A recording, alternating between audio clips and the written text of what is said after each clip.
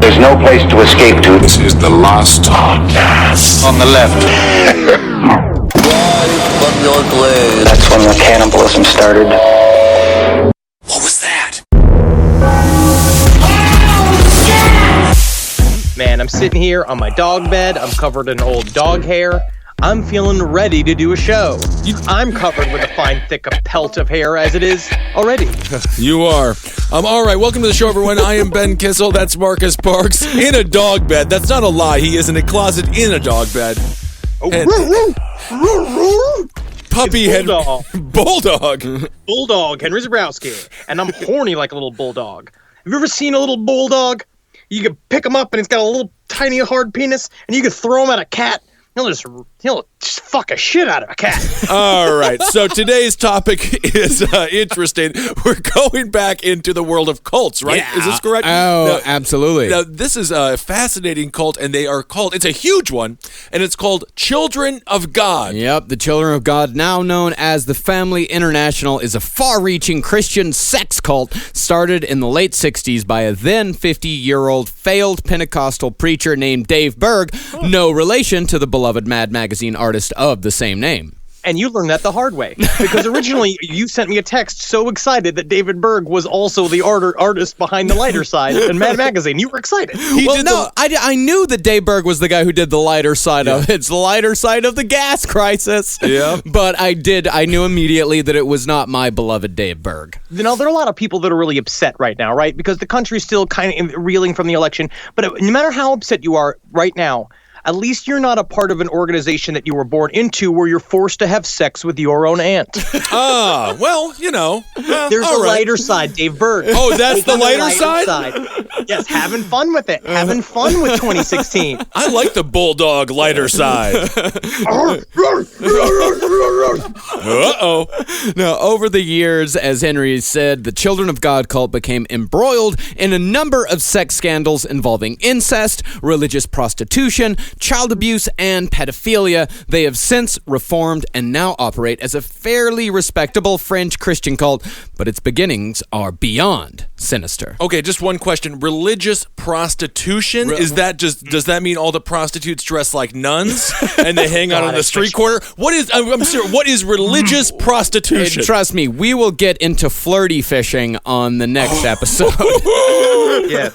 There's a lot of flirty fishing going on in this country, but mostly it's between uncles and their poor nephews. If it has anything to do with what I know for a fact the Mormons do, which is a thing called soaking, it will be disturbing. Soaking? What's soaking? Soaking is when you simply put your male genitalia inside of a woman and you just sit. You soak it like it's a businessman who's in Japan selling making a big deal and he wants to go to sauna. Where I am from up north, we call that steeping. Oh, I did colloquialisms. The founder of the Children of God, David Berg, was just another in a long line of people who either belonged to or were leaders of fringe Christian sects.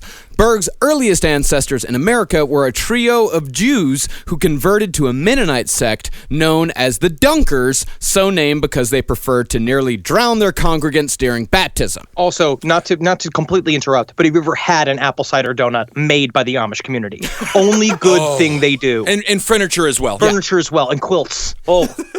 Hand of God. I have to say, I just had a terrible flashback. Of course, I grew up evangelical. We know that. I got dipped in, I believe it was Iverson or Jordan Park, and I was so fat I wore the white shirt because I was like, they're never going to see my boobs now. And I got dumped by Pastor Matt. I come out of the water. They laughed at me. They laughed at my boobs. And you know when you wear the shirt, your belly button becomes larger than it actually is. It looks like you can go spelunking in it, and they laughed at me. Oh, yeah. All the fat kids tried that. We call that the swimming pool fallacy. Swimming pool fallacy. I did that throughout I told that story before about how I used to wear the shirt in the pool, and then they used to make fun of me relentlessly, and then they pulled me in the shower and stripped me nude and all made fun of my penis.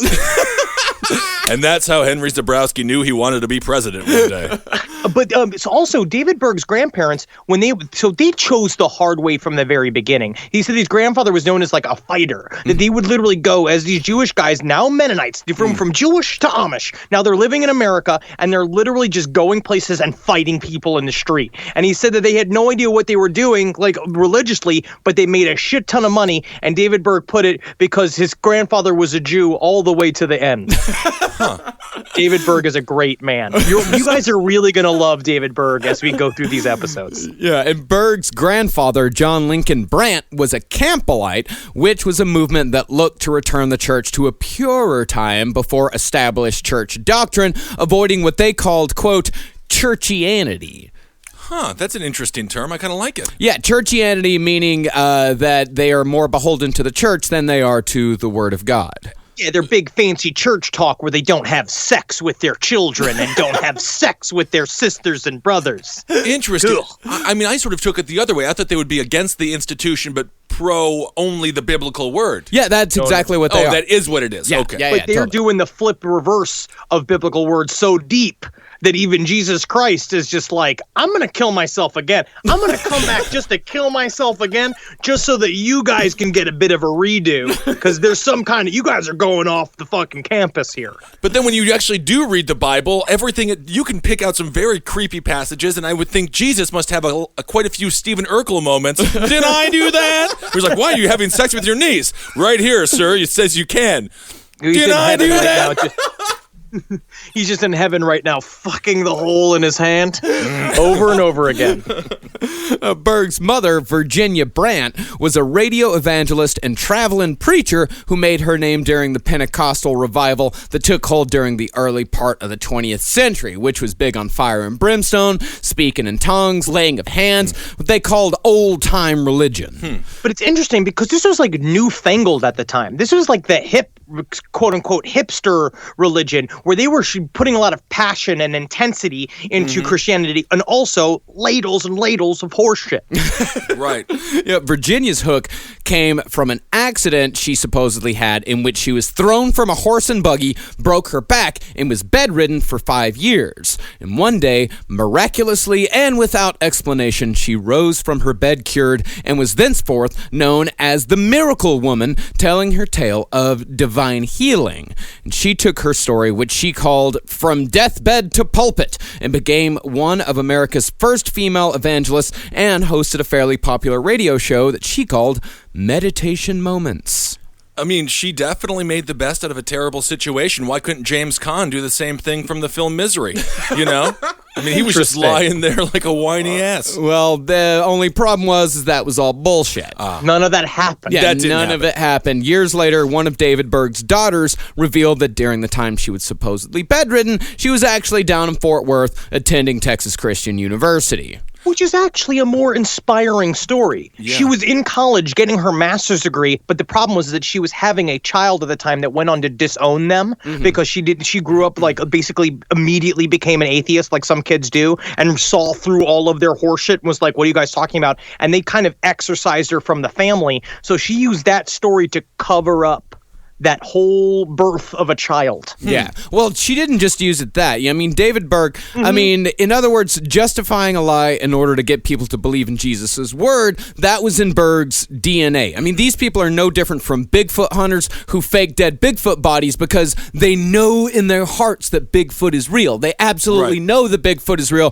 but they don't have any real proof, so they make some shit up to get people halfway there. And if the ends justify the means, it's all okay. Exactly.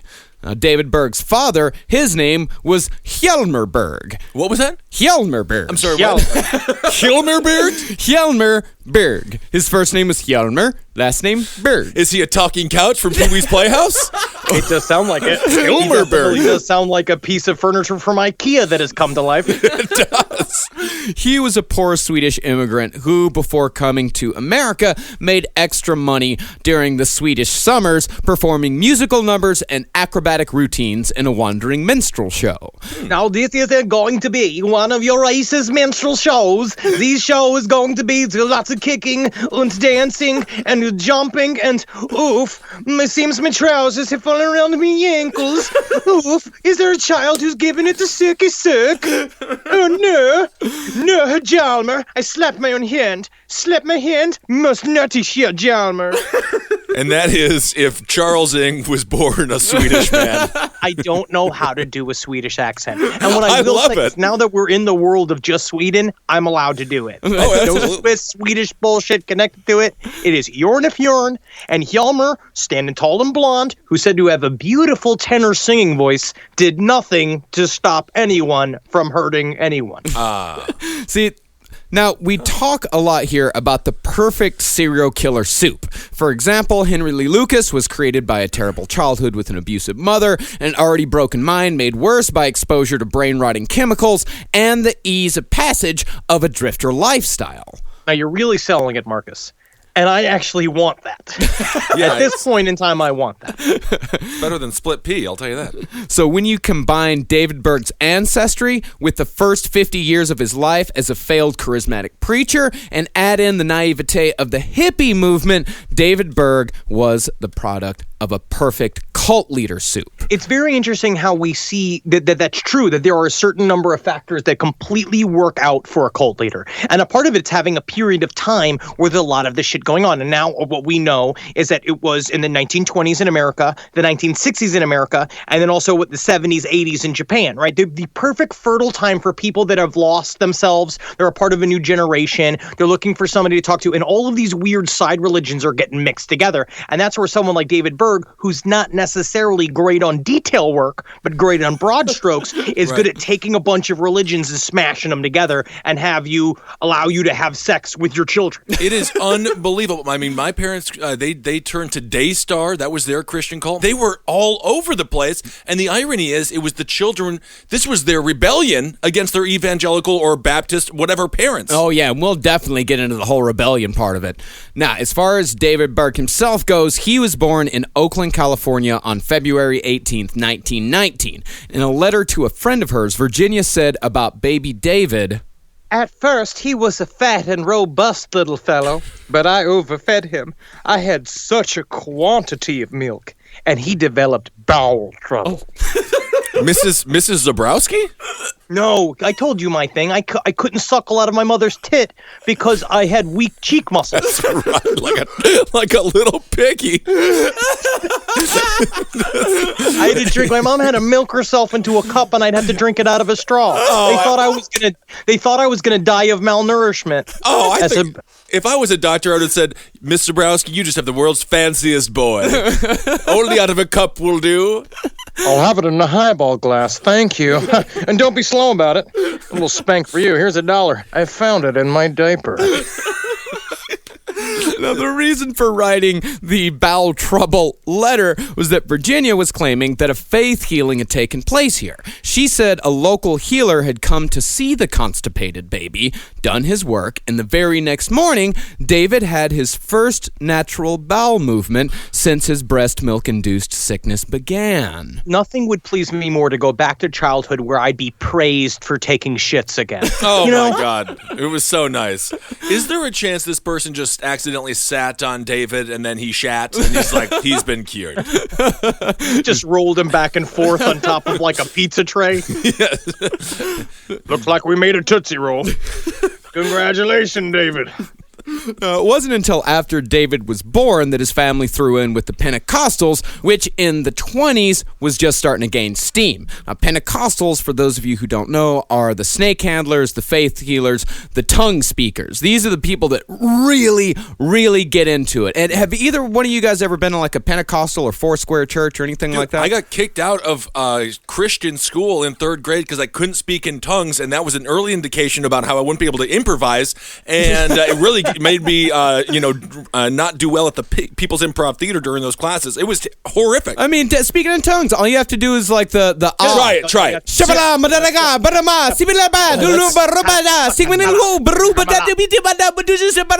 Oh, you hit a couple of triple B's in there too, man. You are good. You should hear me in traffic. I feel like when I'm driving in LA and I'm alone, I go, God, fuck, God.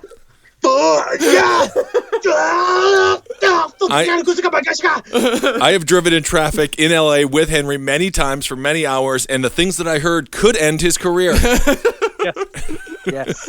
No, 1925, when David was 6, the Berg family moved to Miami and started the Berg Evangelistic Dramatic Company. God, that's so much fun. It's like the electric company. See, all of these things were very exciting. These people really knew how to put on a show. Oh yeah, they were all showmen. They'd been Right. that way for years, and they took it from a lot of different spaces. Because Virginia was known as, of course, she was the preacher, but Hjalmar was known as choreographer and music director. So he literally was singing and dancing, goose-stepping around with his perfect blonde hair while everybody was just being like, I can't believe how big the Swede is. They were just so excited to see a Swede. I feel like it's a Michelle and Marcus Bachmann type thing happening here. I think Marcus and this what's his name? Hjalmar in Virginia. Yeah, he might have enjoyed a different type. He might have. I do believe that in the 1920s, music director was slang for homosexual. Yes. No, within just a year of starting the Evangelistic Dramatic Company, the group had moved from a small tent of just a few dozen to a 4,500-seat auditorium. David said his memories from this time were not so much of the revivals, but more of the constant scoldings he got from his mother because the kid played with himself too goddamn much. And this is true. He legitimately was a compulsive masturbator by the age of 4 years old. And he does not remember a single thing about his childhood, but just how much he loved to masturbate. That's it. But that's just I don't know. Do you call your kid out for diddling? I mean, he's 2, 3, 4 years old. Well, this is what I mean. I've seen definitely parents being like, "Hey, kid, get your hands out of your pants," because kids like to put their hands in their pants, especially boys. It's warm. You get immediate satisfaction. Yeah, it's just. I mean, but most kids, you can just kind of like spat them off and be like, "Hey, kid, you can't do that in public." Oh, yeah. That's what was a most nude people boy. do. I was a nude boy too. Yeah, Yeah. So I was always taking my pants off. I'd get a little like, eep, and I'd go like, hey, and like I'd stick it at plants and stuff. You know what I mean? But I was given a healthy dose of shame. You know what I mean? The shame helped keep me together. I think you have to just deliver the shame in the proper way. You don't beat them so then they get hard and then they associate a whipping with it. And that's pretty much what happened with David Berg. One night, when Virginia caught David diddling himself, she brought the whole family into the room and brought a bowl and knife along with her and told David that if he didn't stop diddling himself, she was going to cut off his dick in front of the whole family. This is how you make John Travolta. This is not good parenting. But David said that didn't stop him at all because, quote, It felt too good to quit, my dear. he also told a story unconfirmed that he had a Mexican babysitter named Maria who, quote, Used to suck me to sleep for my nap every afternoon. God, I do like the idea of him being 4 years old and sounding like Christopher Lee. Maria, come closer. How am I supposed to take my nappy without my baba? Unless you give me a little bit of a sucky on my wee-wee knob. It is very sad and disturbing because he's 4. But if he's 34... I mean, it's criminal. Now, David would later use this incident as an excuse to molest young children under the guise of, quote, calming them down, and to command and allow other members of his cult to do the same. In fact, his daughter used to talk about how her dad, to get her to sleep, and she would talk about this just completely openly like it was the most normal thing in the world. She said that he used to give him a front rubbing. I was just wondering, okay, so you have a situation, and this is a question that I'm asking, putting it on my student cap. Okay, situation. Good. Because I will say, researching this whole Children of God cult, I felt very Pete Townsend. Yes, it is disgusting. They said they felt normal with it until society told them it was abnormal. If the society would have never said it was abnormal, would they have... From up top. That came from David. David told them that society told him that was supposed to be abnormal. And now we're normalizing it. Now you're going to hear the term normalizing a lot now because of Donald Trump and all this stuff. But that's the idea, right? It's making it banal, making it every day, making it be a thing that we're now going to get used to. He said that there was nothing wrong because he experienced sexual activity as a child and he liked it, but mostly just because he probably is a sociopath or psychopath. He's a textbook narcissist. But would the shame be attached so heavily to it if society didn't deem it? I mean, obviously, it's completely repulsive. In this cult, what Berg has to have is that he has to have his children. He has to have the people that are closest to him. He has to force them to come out because these people were not okay with it. They were just saying in public that they were okay with it. Right. Yeah. So Berg forces these people to go out and say like, hey, listen, it was done to me when I was a kid, and look at how great I turned out to be. I'm second in command of the children of God, the cult that all of you, not even cult, the family that all of you belong to and love. So it's completely and totally okay for you to do it to your kids and to let us do it to your kids. Meanwhile, they see a rat. We're going to get there because you got to remember at some point he's just building the cult. What we now know about cults is that once it's too late, then he can, because the whole children, the idea of sexualizing children doesn't really happen until later on. Yeah. When he is now he's already got them. They've already given them their possessions. He is now got them, and he is now slowly advancing it, starting with his inner circle. And it started with his kids. And you actually see this obsession, sexual obsession, in starts of many religions. Mormonism is number one. Like Joe Smith used his sexual addiction in order to and used the Bible to back up his polyamory to have multiple wives, because it's all on him. It's all about his sexual gratification. We're going to find about David Berg is that it's got nothing to do with the family. It's got nothing to do with the cult. He's trying to create an entire society that says it's okay for him to live how he wants to live with his sexual problems, because children have no consent. Children cannot give consent. They cannot say, yes, please. Yes, thank you. No matter how they respond. So it's like you are showing a child from very early when you do these sorts of acts toward them that they have no power, which destroys their ego for the rest of their life. Yeah, and as far as sex being the motivators of cults, it's not just the want of sex, but also the shame of sex. Look at Heaven's Gate. Mm-hmm. Heaven's Gate was a complete and total reaction to Marshall Applewhite's just a complete and total lack of understanding and lack of acceptance about his own homosexuality. Is that was the whole thing with Marshall Applewhite, is that he was gay, so his way to try to overcome his gayness was the castration thing. And then when that didn't work, it was the mass suicide thing. I mean, that's the whole thing about Heaven's Gate, is that it happened because Marshall Applewhite couldn't come to terms with the fact that he wanted cock. Well, the first thing that happened with Applewhite was he saw aliens and he's like, I want to have Sigourney Weaver's haircut. And then he shaved his hair, and then he was like, now I'm going with now I got to cut this thing off. Well, David, as is fairly obvious at this point, he had a lifelong compulsion towards and an obsession with sex, and his mother's attempts to curb that seemed to have the absolute opposite effect. When she caught him masturbating again when he was a teenager, she called in Berg's father, Hjalmar, and made David finish to completion in front of him. How would this work? It's the equivalent of I caught you smoking, now smoke the whole pack. Next thing you know, the guy's the Marlboro Man. Well, I mean, that's what David, when you do your bit of your jerky jerk, I couldn't help but notice you don't squirt very much. Here's some celery. He just keeps telling him, can you imagine have to do that in front of your homosexual Swedish father? Oh, good. Yeah, that's insane. Well, what it actually seemed to do with David Berg is that it seemed to instill like a ridiculously rebellious attitude towards sex for David, and it somewhat normalized the shattering of sexual boundaries towards family members. Because, of course, he would be sitting there masturbating in front of his father, and that didn't dissuade him. And he's just sitting there polishing the buttons to his lederhosen, choreographing 5 girls in a crucifix position, trying to shout about the triumph of God. How could you not come? But this is if you're a parent, you walk in on your teenage son, it's very normal to masturbate. You just walk out. Yeah. Why would you? There's some issues here. Oh yeah, there's quite a few. My mom caught me once masturbating on the computer, and she called me. She said, "You're a pig.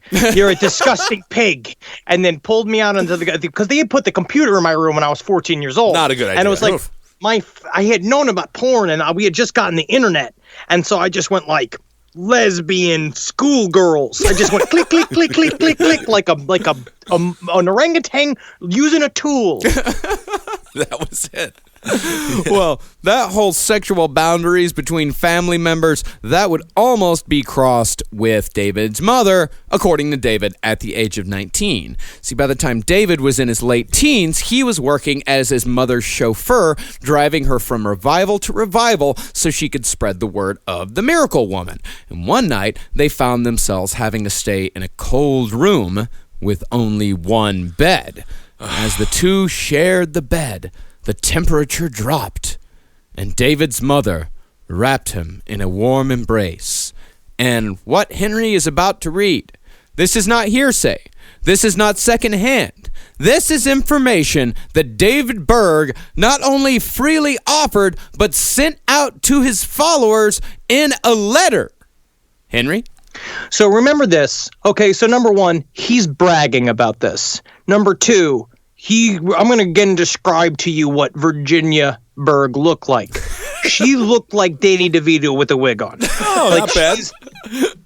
She's like, from his perspective, again, just remember, I just want to say this out there to all men, to all women too. If you have problems, if you have problems deciding if you want to sleep with somebody or not, and you find somebody irrationally attractive, masturbate first.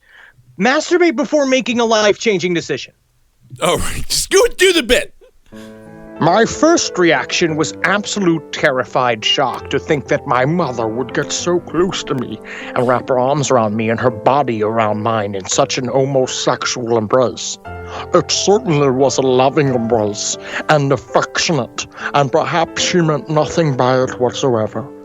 But I think for the first time in my life, I had sexual feelings about my mother. And in those days, when very young, I was quite virile. Impotent. I can remember having her snuggle and feeling her warm, soft body against mine, her bosoms against my back. She had on a nightgown, a very thin nightgown. She was still a beautiful woman at 55, charming, and although a little on the plump side, quite pretty and very attractive.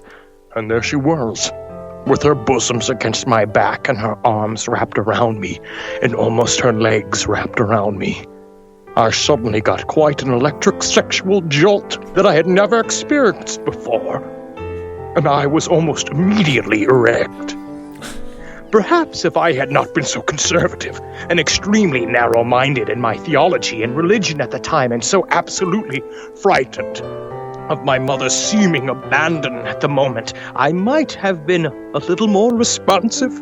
Perhaps I could have satisfied both of us and our mutual tremendous sexual needs.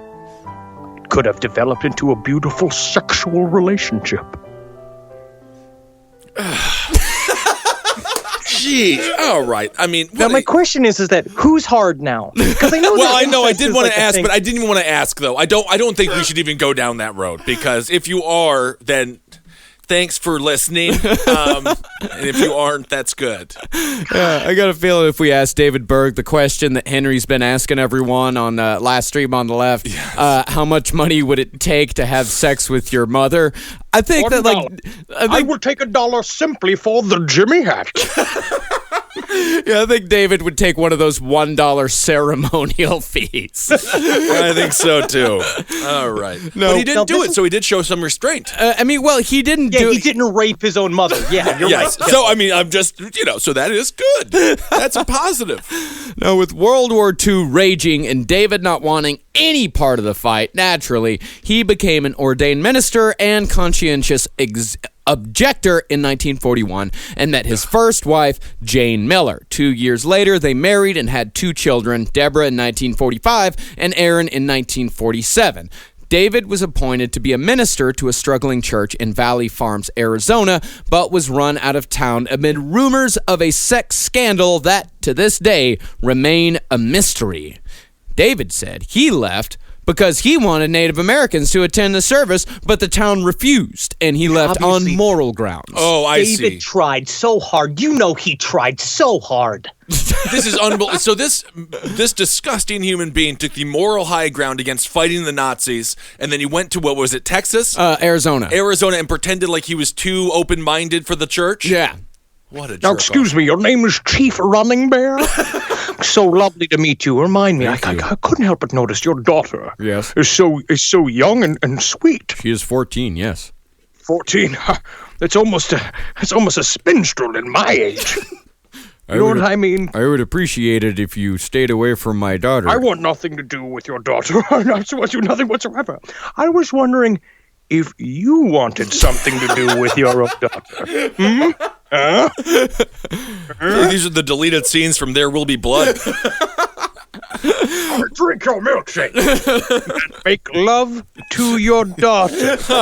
It always seems to go back to that in some strange way. You can find a segue into it no matter what we're talking about. Now, after he got run out of Valley Farms, he worked under a faith healer named Orville Jaggers, but that didn't work out. These aren't names, and these aren't people. I don't believe any of this is true any longer. What, you've never met a guy? Orville Jaggers?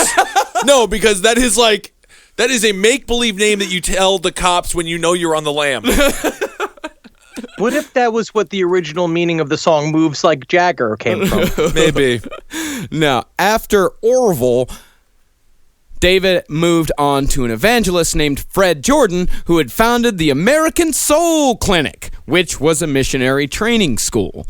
And David spent 15 years with Jordan working under his shadow, just as he had worked under the shadow of his mother. And a falling out came in 1966. And David, now almost 50 years old, took his 4 kids on the road as the Berg Family Singers, which was another failure. See, a lot of cult leaders are miserable failures before they find their calling. See, Berg was a failed preacher. If you watch the documentary Holy Hell that's on Netflix right now, it's fucking awesome. You'll see that the leader of the Buddha Field cult, Jaime Gomez, who rechristened himself Andreas, was a failed actor. Yes. And in gay porn as well. Yep. And Charles Manson was just an all-around failure. David Koresh? I mean, David Koresh, he was pretty much a failure. He was pretty much a failure. He got in on it early.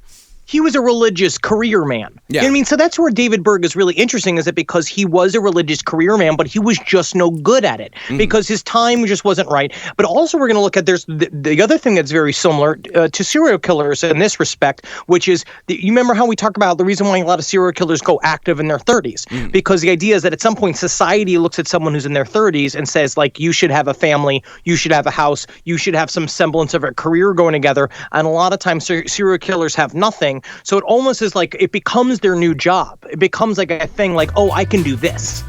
Today's episode of Last Podcast on the Left is brought to you by ZipRecruiter.com. Are you hiring? Do you know where to post your job to find the best candidates? Posting your job in one place isn't enough to find quality candidates. If you want to find the perfect hire, you need to post your job on all the top job sites, and now you can. ZipRecruiter is a search engine for finding and posting jobs. You can find candidates in any city or industry nationwide. Just post once and watch your qualified candidates roll into ZipRecruiter's easy-to-use interface. If you have any issues, ZipRecruiter's friendly and human support staff is ready to help. They're featured in Forbes, Wall Street Journal, Time Magazine, the New York Times, TechCrunch, and CBS. And right now, our listeners can post jobs on ZipRecruiter for free by going to ZipRecruiter.com/LEFT. That's ZipRecruiter.com/LEFT. One more time, try for free. Go to ZipRecruiter.com/LEFT.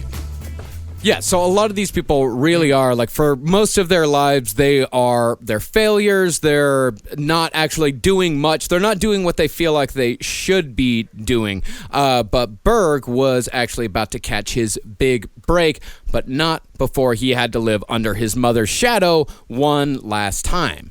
See, God, you know how much he liked that, though. Oh, of course, yeah. So he just wished he was living under his mother's fucking panties. So Virginia Berg was retired and living over in Huntington Beach in Southern California, right outside of Los Angeles. And Mama Berg couldn't help but notice all of the rudderless hippies wandering around with no particular place to be and nothing in particular to do. Right. So Virginia started handing out peanut butter sandwiches to the aimless youth of a hippie culture that was already dying. And once those hippies were in her buttery embrace, she told them about the word of Jesus.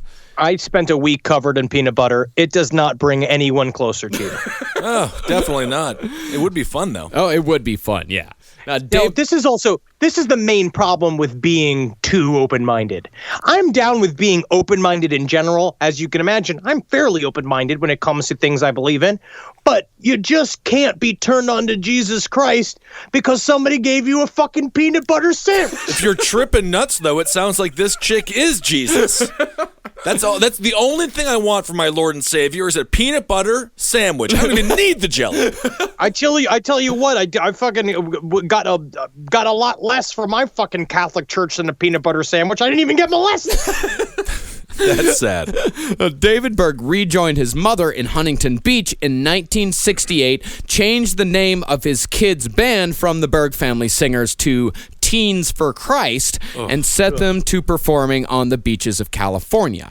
And when Mama Berg finally died, David was 50 years old, and he said that at that moment, his bitterness turned into a voice for revolution. Now you're going to see, so literally, his best time, literally the best part of his life was after he was 50 years old. Yeah. You need to remember that, guys. As that if you go out there and you're struggling in your 30s, sometimes it takes you 50 to figure out how to run your cult. He's kind of like a Bryan Cranston. That's true. It's kind of the Pentecostal days. That was like his Airwolf, the Huntington Beach time. That was sort of his, you would say his Malcolm in the Middle. And then eventually the Children of God, that would be his Breaking Bad. I like Malcolm in the Middle more than Breaking Bad. I'm gonna say it. I like the kid in the wheelchair. Why are you so weird?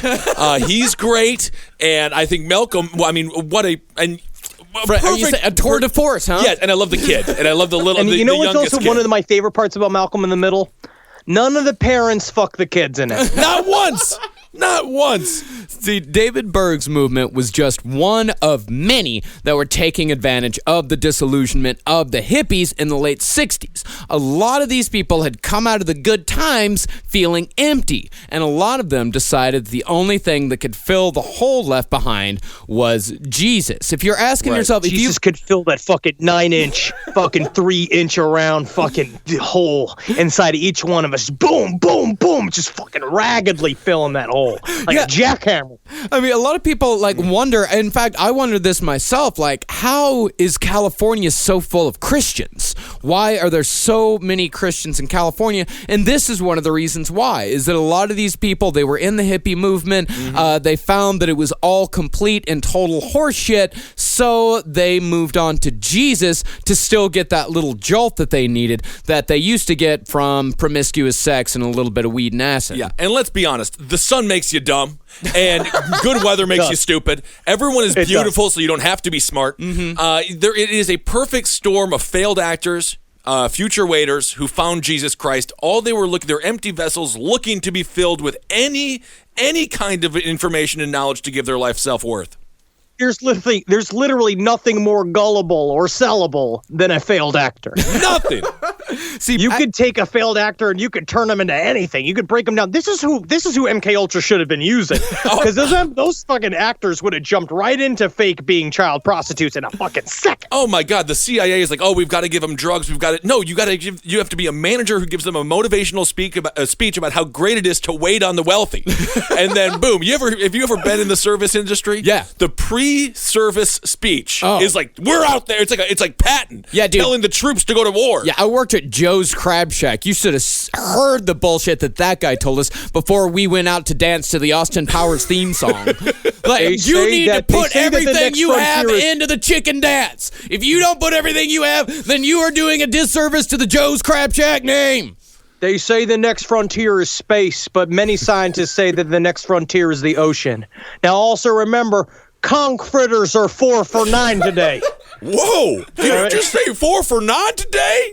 See, as far as really sweeping in and taking advantage of all this, Berg is really not that different from Manson. And in fact, Charles Manson is the cult leader that I would compare Berg to the most. Berg, like Manson, came upon the 60s counterculture from a completely different world as an outsider and immediately saw an opportunity to manipulate and control these people. And who else does it sound like? Outsider talking to from the like coming in the opportunity to manipulate broken people. Alex Jesus Jones? Christ. Are you talking about Alex Jones? No, Alex Jones is now legit. I know. He's become a voice in America. But now look at this time period. We had Manson, Jim Jones, L. Ron Hubbard. They were all in the same areas, right, doing the same shit. They were all like, Scientology was another offshoot of weird Christianity mixed with like meditation practices. You got Jim Jones also doing fringe Christianity. Everybody is getting into it business. Yeah, and it's all in California. If I could go back in time, you're talking to a 1950s father yelling at his son for growing out his hair. Everything he told that son was true. You go out, right. All of a sudden, you're going to start having sex with everybody. You're going to take drugs. You're going to end up an evangelical crazy Christian or whatever it might be. It all became true. I almost think the 50s were a better generation than the 60s because the 60s caused the 70s. See, the big difference between Berg and Manson was that Berg was about 20 years older than Manson, because Manson was in his early 30s when he came across the hippie movement, and Berg also already had extensive training as a charismatic religious leader from years in the Pentecostal church, but most importantly, Berg wasn't a complete and total moron like Manson was.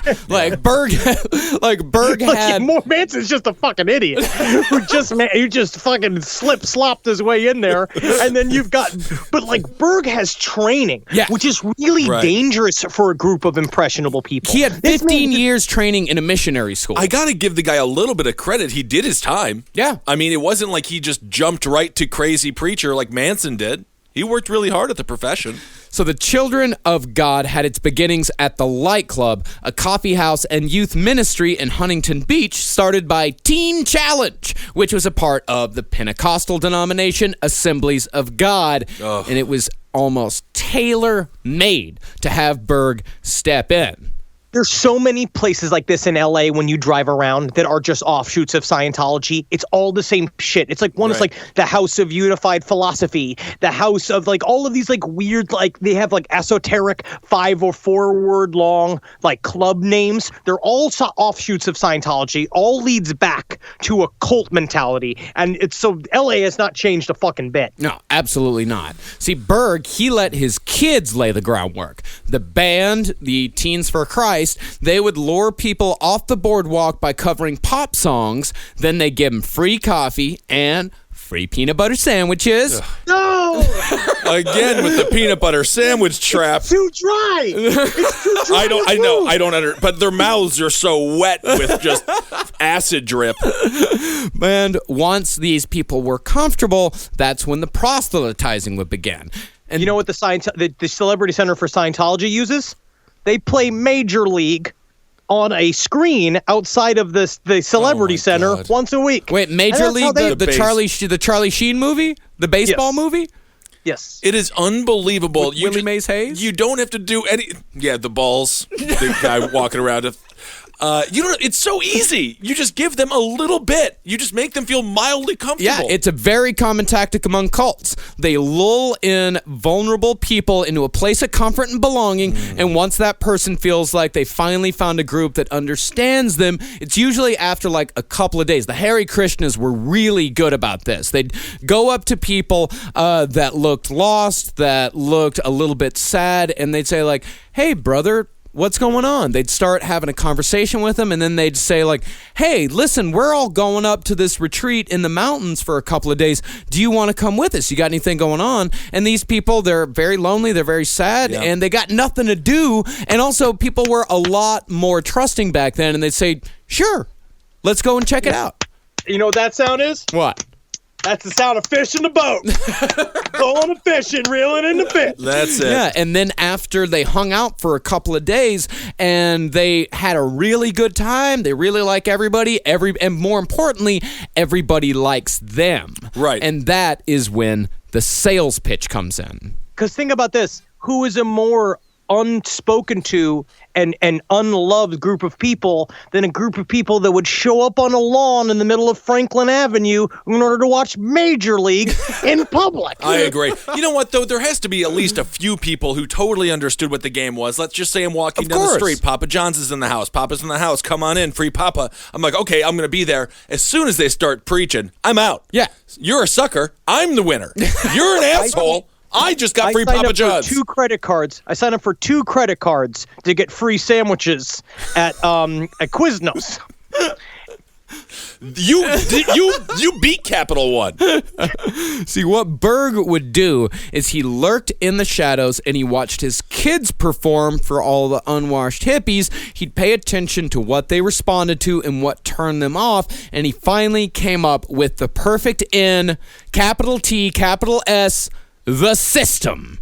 System, man. Yeah, the system, dude. That's what's keeping us down, bro. God, it is so Trumpian. It's ridiculous. It really is. And in 1968, he published his public declaration in a Huntington Beach newspaper called The War on the System, where he raged against the educational system, the church system, the government, and most importantly, the parental system. And fuck yeah. Fuck mom. Fuck dad. Yeah. They won't let you have sex with them. They don't understand you. And then if that wasn't enough, here's a free peanut butter sandwich.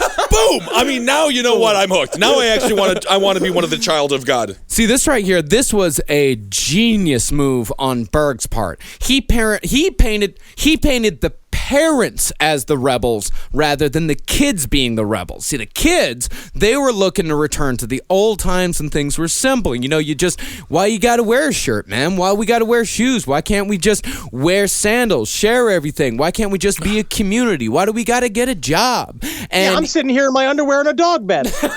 You are the future, Henry. And Berg told them that it was the parents who were actually rebelling against God, which it's pretty much, I'm not crazy, you're crazy. We're the normal ones. What kind of God would be looking down on earth and be like, take it off. Take your clothes off, would you? I mean, they're like bizarre strip club owners or something.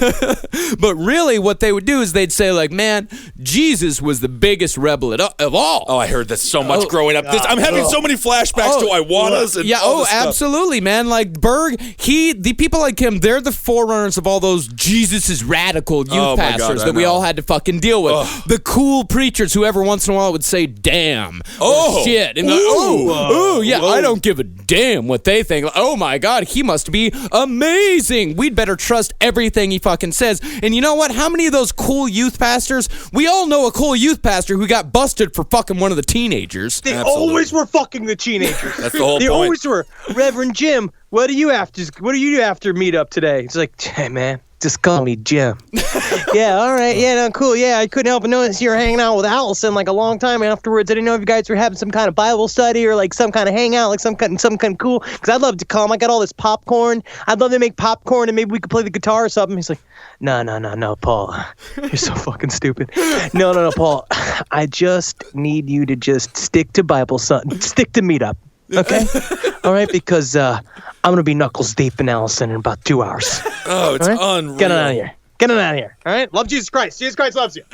So accurate. Yeah, the punk youth minister, all of these fucking, I mean, it is disgusting. Like, I want my men of God to be old and kind of crusty. Yes, they could be very friendly. They could be very much about love and peace, but don't try to fucking be cool. I just want Mr. Rogers. By the way, Mr. Rogers, I read devout Christian, great man. Wonderful man. I read a little bit about Mr. Feely, the mailman. Yeah. He did regret that name. He really did. I bet he did. I bet he did. He didn't understand how people would pervert it. He didn't get it. I can't remember where Mr. McFeely came from. It was his mother's maiden name. That's right. Yeah, McFeely was his mother's maiden name, so he did it as a tribute to her, and then just didn't think about it because he's such a kind soul. Such a great guy. They changed it from the first draft of the name, which was Mr. McFeel Me. That's why. That's why.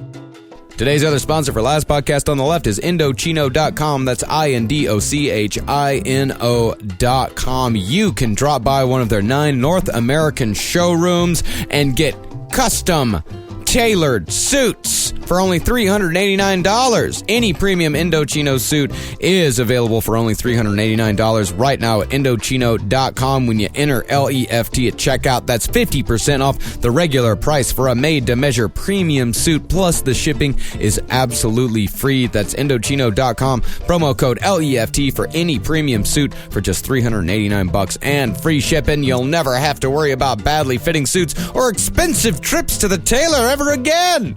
You get ready to look like $1 million.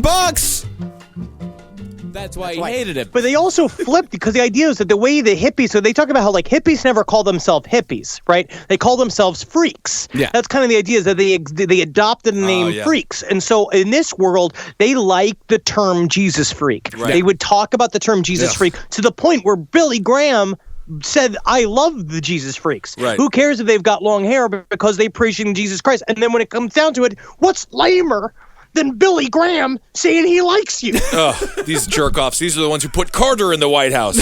But we're not even going to get into that. It is interesting, though. So he did not want to be the God. He did allow Jesus to be the main figure of his cult. He wanted to be Moses. Sure. Yeah. But that is a little bit different than someone like a David Koresh or Charles Manson. Yeah, right? he was not the savior. He was merely the person. He was the prophet. That's what he wanted to be. All he wanted to be was the prophet. He wasn't claiming, because that was able to get even more people in, because if you've got like a cult leader that is claiming, I am God, then you're going to have a hell of a lot less people saying, yeah, sign me up. But if you have someone saying like, I'm not God, we love God, but I have all of the answers that God is giving me, then that is at least a tiny bit more reasonable. You know, like, I mean, you look at people like Joel Osteen. Of course, attach yourself to a bigger brand. Yeah. That's all it is. Exactly. Well, again, it's also about it's feeding them and letting it grow. Because it's like, so we're saying right here, right? He started growing out his hair and his beard, giving sermons dressed in a Japanese kimono, which is questionable.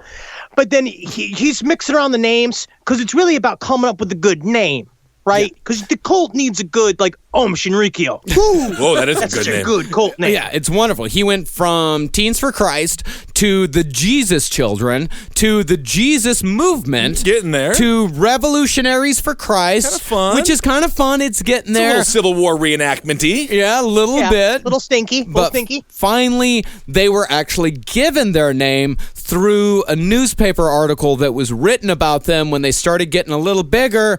A newspaper journalist called them the Children of God. Ding, ding, ding, ding, ding. Which is also how Spider-Man got his name. Isn't that nice? And didn't Richard Ramirez also get his name from the newspapers? The Night Stalker. Yeah. Yeah. 'Cause he wanted to be something else, right? He wanted, like, well, they originally called him, what was it, the Screen Door Intruder. Yes, Yeah, Screen Door Intruder. Yes. So what they did is they co-opted 60s counterculture even further by encouraging sit-ins, marches, and protests against established churches and what they deemed to be unfair arrests at Huntington Beach College, when a few of their members were charged with trespassing when they refused to stop handing out religious pamphlets on campus. These guys really pushed to make themselves an enemy. And this is why I do sympathize with people in political power, because everyone looks at protesters like, oh, they must be protesting for my cause. But then you actually go and talk to them and you're like, no, I am protesting less gaping in porn. Or like whatever, like they protest these random, people aren't racist enough. And I'm here to tell the American people to get more racist. It's like, you guys are getting creative. But also remember, at this point, the Children of God was almost asexual church, right? It's like he was doing, there was no sex. There was no group an sex yet. asexual church.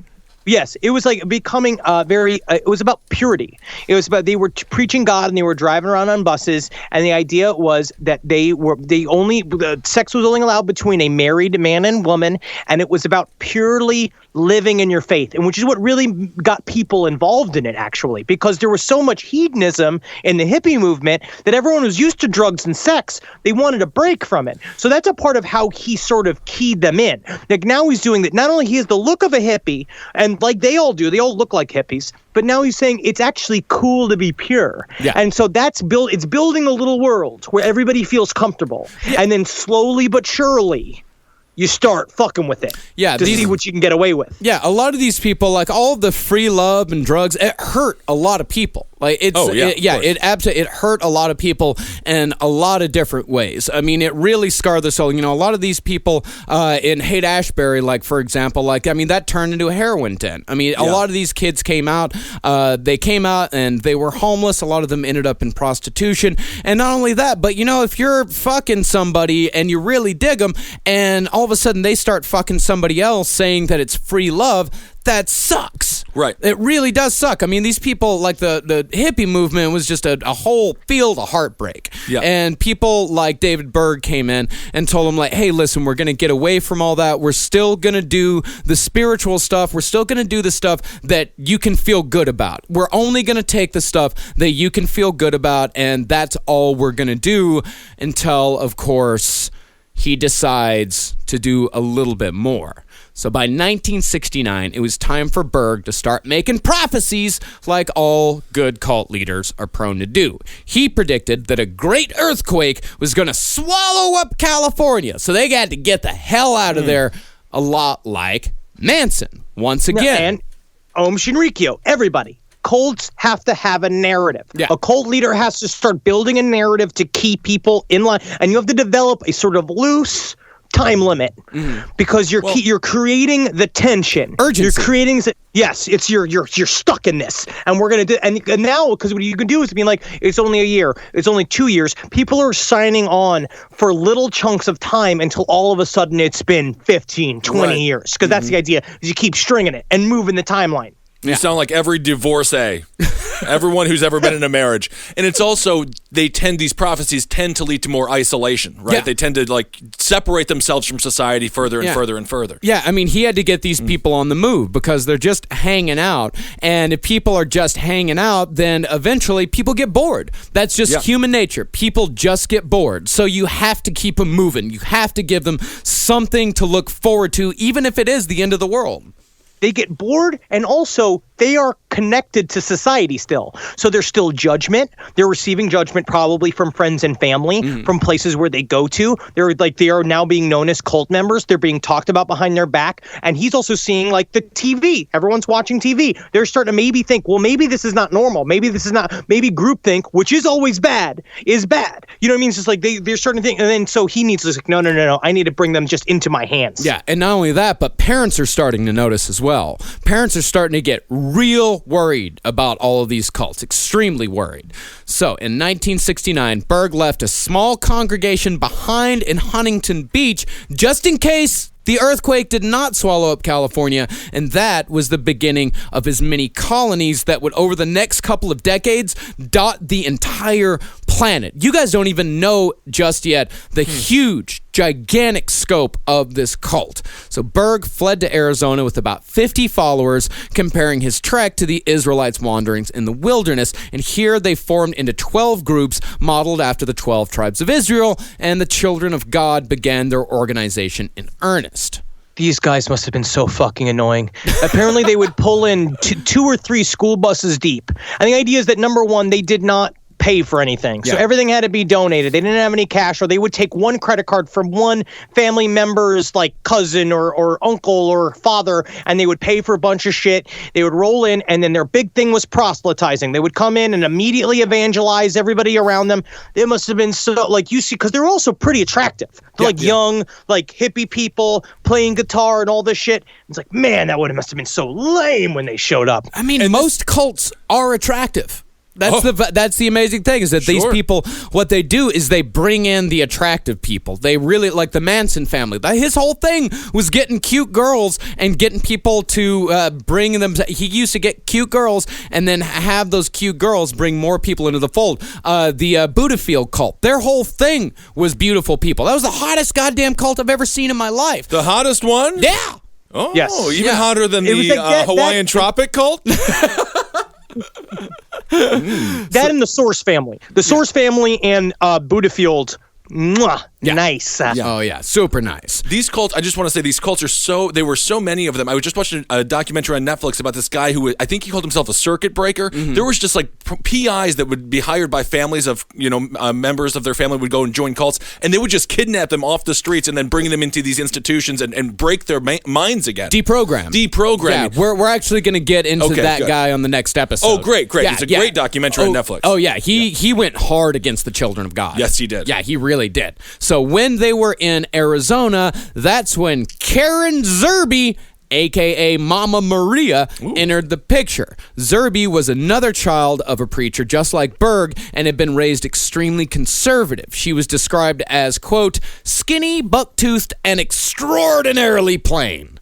She was a very plain-looking woman, but you can see how this charismatic man, older, in a kimono, surrounded by people who worship him, can pull someone like this deep into his web. Yeah, he was 28 years older than her. Well, if you're extraordinarily plain, I think that you're no longer plain. You're like Shelley Duvall, who, by the way, does not Shelley look Duvall good. is very sick. Yeah, she is very mentally ill. Yeah. She believes that Robin Williams is not dead. She believes that he is shape-shifting. I think she also believes Robin Williams is a real grandmother, and he wants to take care of the kids. That's all he wants to do.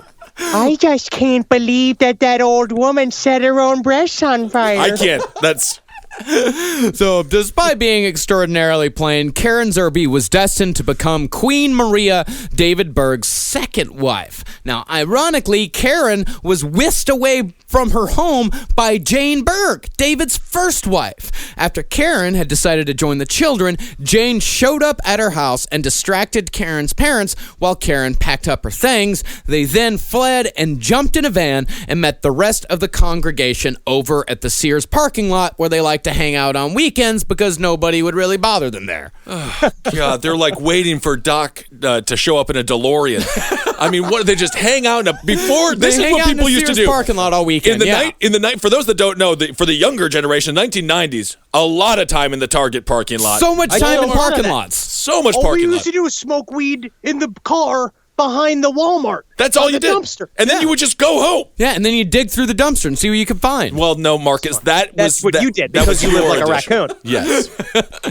But this is very interesting. So then you're going to see how little allowances build to the entire cult. David Berg talked to Jane Berg, right? And he slowly said, I think that Karen is special, right? And so he's like, okay. So they did the full package to get her out of there.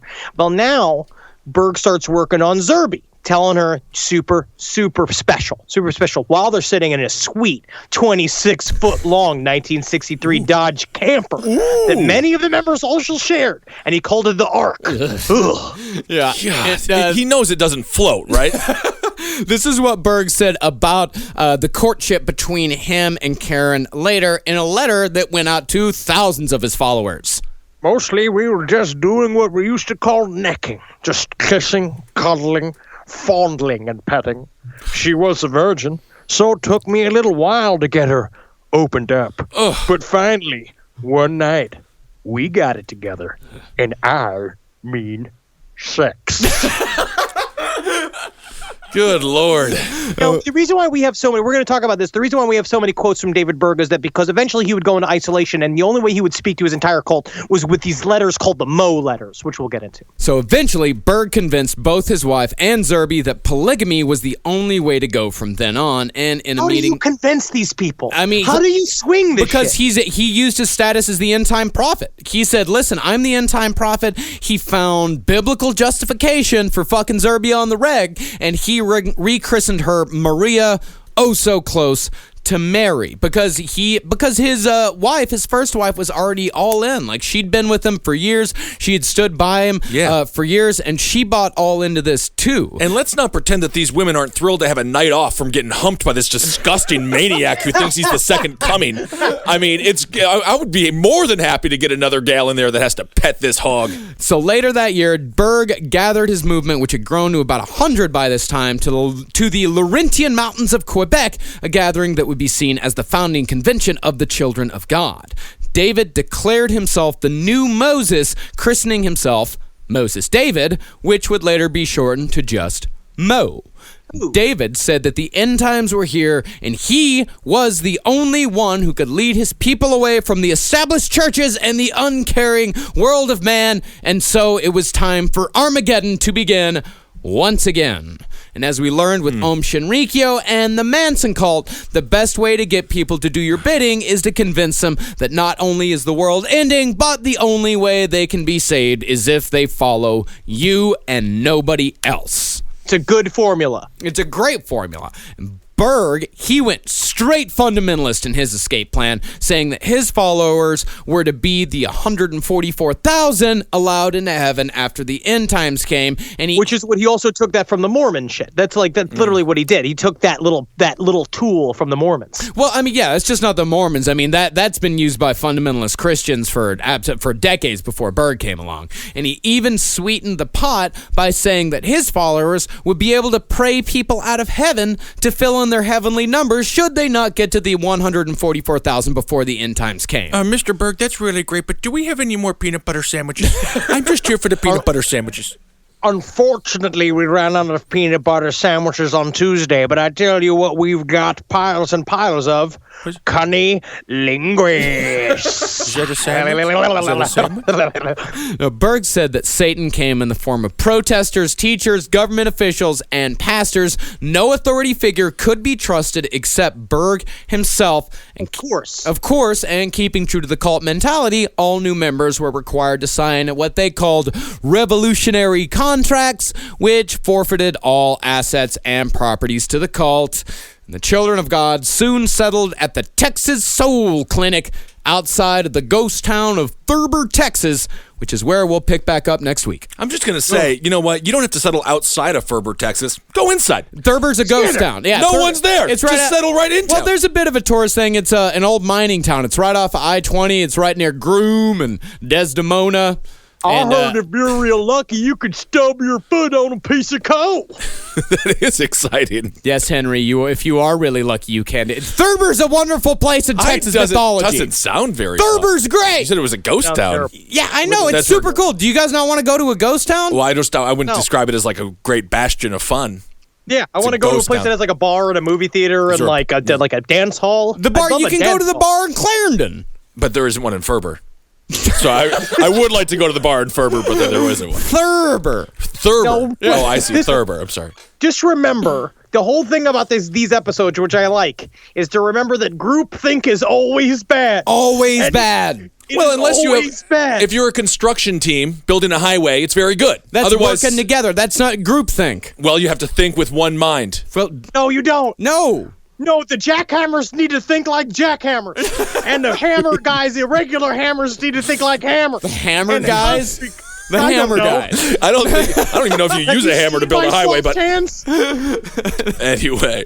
All right, so the Armageddon is upon us. Yeah, the Armageddon is upon us. They have set up their first official settlement, and next week is when we're really going to get into the absolutely disgusting stuff like flirty fishing, and then the week after that is when we're going to see murder. So this is the most innocent of the three parts. Easily the most innocent. Right? This is just telling you who these. This is just telling you who these people are, how they operate, and what they do. And this is, and we've never really covered a full-on Christian cult before. I mean, all the rest of the guys we've covered. I mean, Waco. That was more about the government's response to it. Om Shinrikyo. Right. They were more like they were a sci-fi cult. The Manson family. They were a Manson cult. But I think it is important for us to really go through these Christian cults, and especially now cult mentality, because cult mentality is big now on every side. Literally, it's just like lynch mobs are everywhere on every part of our landscape in America right now, and at this, it's bad. It is always bad. Yeah. Stay individual. Stay an individual. Everybody, be an individual. Think for yourself. If someone offers you a peanut butter sandwich, hear what they have to say. Just hear what they have to say. That's all I'm saying. Do it. Don't even listen. Don't listen because, ooh, the sweet temptation of a peanut butter sandwich. Thank you guys so much for listening to this recent episode of Last Podcast on the Left. Thanks for supporting all the shows here on Cave Comedy Radio. Let's see, we got Roundtable of Gentlemen. That's a very fun show if you want to get, just hang out with us. Poopgate's back in the news, apparently, and Mattress Gate is currently, Mattress Gate's big right now. Mattress Gate is big, and I was the one who technically provided the evidence that started the whole Mattress Gate thing again, and I gotta say, I'll give you $200 to give the mattress if we could mail it to Donald Trump.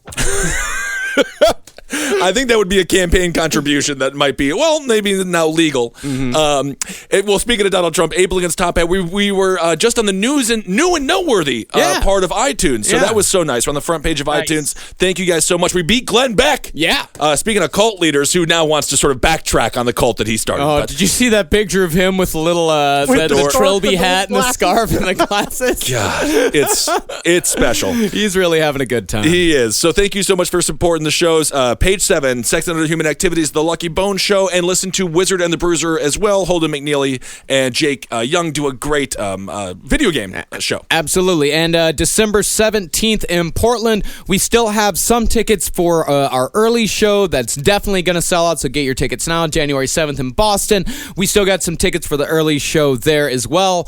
These shows are without a doubt going to sell out, so don't sit on your hands. Get those tickets now. And we're going to be releasing tickets in December for Chicago and San Francisco. We can officially say those are coming. So if you want first crack at those tickets, go and follow us at LP on the Left. Go join the Facebook group. Tickets are always announced on those pages before we announce it on the show. So if you want to make sure to get your tickets to these shows, go and follow us, and you'll be sure to get first crack at these things. That's right. And you know what? You are allowed to sit on your hands if you can type with your nose.